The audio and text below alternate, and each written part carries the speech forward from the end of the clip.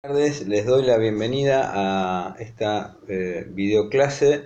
referida al tercer módulo de la especialización en acompañamiento terapéutico, donde nos interesa puntuar algunas consideraciones generales relacionadas lo que llamamos nosotros las consideraciones ético y legales del acompañamiento terapéutico. En este sentido, vale aclarar. No vamos a entrar en el detalle de cada unidad temática porque cada unidad temática tiene su especificidad y no es la intención de esta clase. Sí, recordar lo que de alguna manera es eje vertebral de la especialización, que es: no podemos nosotros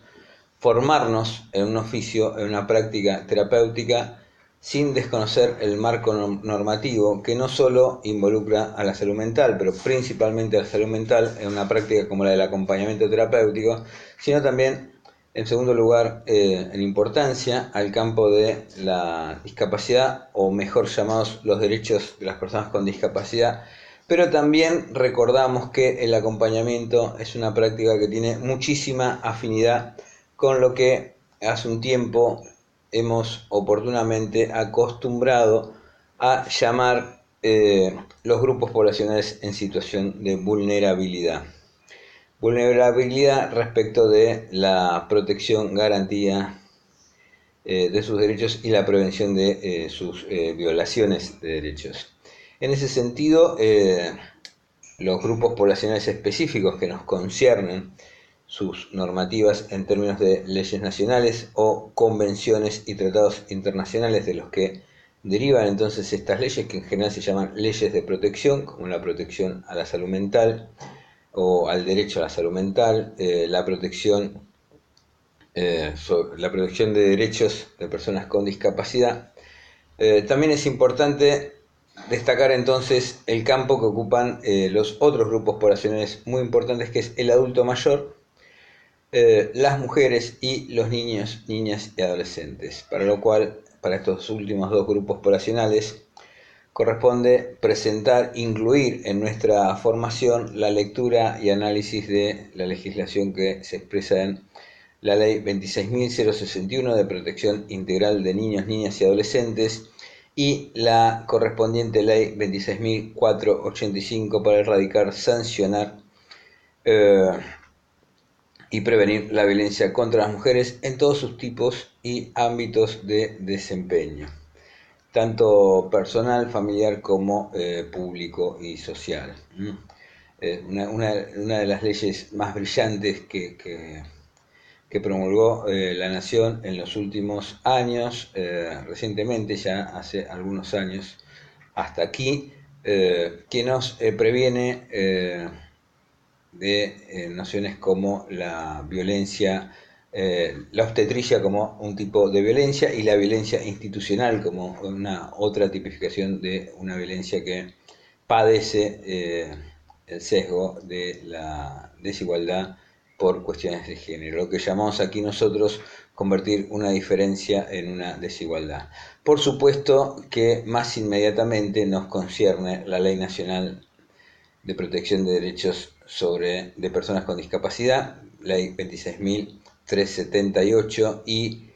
por supuesto también la Ley 26.657 de llamada como Ley Nacional de Salud Mental, o, como dije antes, Ley de Protección al Derecho a la Salud Mental como un derecho social. Con esto queremos decir, y quizás es el eje que introduce a las otras temáticas específicas, que la salud mental en particular, y nuestro trabajo desde hace un tiempo obliga a la responsabilidad de pensarlo no estrictamente en términos terapéuticos y de salud, sino a la salud y a las prácticas terapéuticas. Principalmente tenemos que partir de una postura que llamamos de perspectiva de derechos. Por derechos hablamos de los derechos humanos. Y en este sentido, cabe destacar, cuando hablamos de cuestiones legales y jurídicas, que toda práctica terapéutica tiene que construir en este sentido una ética, que es otro de los temas que tocamos en este módulo, los que refiere por un lado a la responsabilidad y los que relacionan a la ética junto con la buena técnica o la calidad técnica del servicio, lo cual es cierto en el campo de las prácticas de salud. Lo ético se tiene que relacionar mucho más con la buena técnica, la práctica adecuadamente realizada desde el punto de vista técnico, la buena práctica, y no tan directamente con lo que refiere el campo de la moral, o, para dar un ejemplo, la buena intención, o lo valorativamente bueno. En el campo de la salud es fácil confrontar estas dos líneas. Una persona moralmente intachable pero carente de buena técnica en el campo de una práctica de salud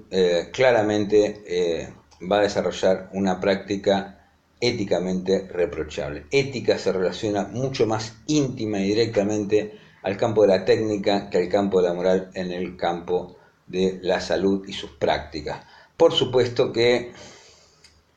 bien entendido, difícilmente uno pueda considerar moralmente irreprochable una práctica inexperta, hecha desde la irresponsabilidad del desconocimiento o desde la imprudencia o desde la conciencia del daño que representa la figura de la negligencia. Por eso, digamos, un apartado y una unidad especial cuando hablamos de tipos de responsabilidades: la objetiva, la subjetiva, la contractual, la extracontractual, la locación de servicio y la locación de medios, pero también estas tres figuras que conforman la mala praxis, sus excepciones como la fuerza mayor y el caso fortuito, y sus justificaciones en la obediencia debida. Triste término en nuestro territorio y en nuestra historia, pero mal comprendido y mal interpretados generalmente.